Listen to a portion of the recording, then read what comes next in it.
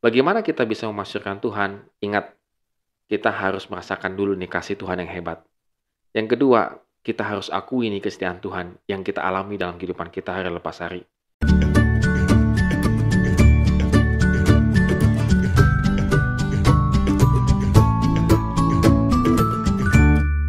Shalom Good Readers, hari ini kita bersyukur karena Tuhan begitu baik dalam kehidupan kita. Dan kita akan kembali melanjutkan di Mazmur 117.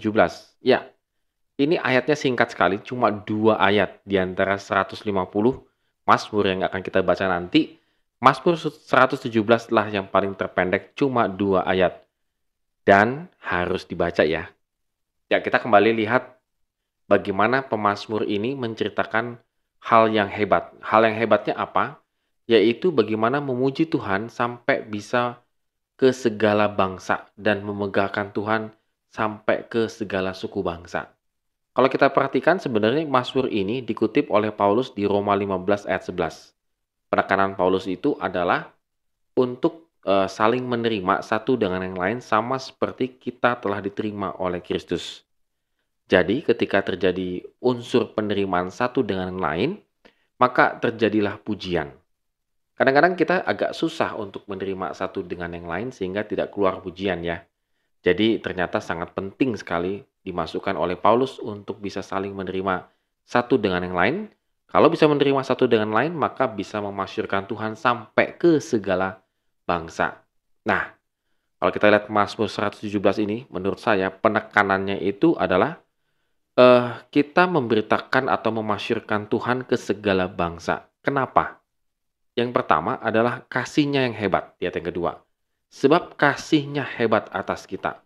Ya, kita tahu bagaimana cerita bangsa Israel itu lepas dari perbudakan Mesir, melintasi Laut Merah, dan seterusnya. Begitu ya, itu kan suatu hal yang tindakan Tuhan yang sangat hebat. Dan sebenarnya itu bisa juga kita refleksikan dalam kehidupan kita. Kenapa kita memasyurkan Tuhan dalam kehidupan kita? Ya, karena kasih-Nya sangat hebat dalam kehidupan kita. Dia mengatakan hebat loh.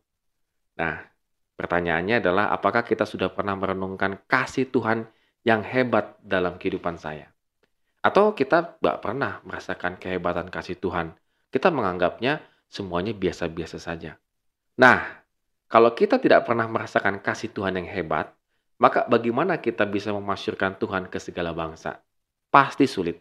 Dan kedua, kenapa kita harus memuliakan Tuhan? Karena kesetiaan Tuhan untuk selama-lamanya. Ya, kesetiaan Tuhan itu luar biasa ya, untuk selama-lamanya. Artinya dia tidak pernah besok setia, besok enggak. Besoknya anget-angetan, besoknya lagi enggak gitu ya. Enggak, dia itu konsisten selama-lamanya. Beda dengan kesetiaan kita kepada Tuhan. Ya, angot-angotan. Nah, di sini Good Readers kita kembali lagi diingatkan ya. Bagaimana kita bisa memasyurkan Tuhan? Ingat, kita harus merasakan dulu nih kasih Tuhan yang hebat. Yang kedua, kita harus akui nih kesetiaan Tuhan yang kita alami dalam kehidupan kita hari lepas hari. 2 hal ini saja, kalau kita bisa renungkan dan kita dapatkan, maka masyurkanlah itu, ceritakanlah itu ke semua orang. Sehingga mereka bisa melihat bahwa Tuhan Yesus itu adalah Tuhan yang hidup, Tuhan yang berkarya dalam kehidupan kita. Amin. Kiranya Tuhan memberkati kehidupan kita hari ini.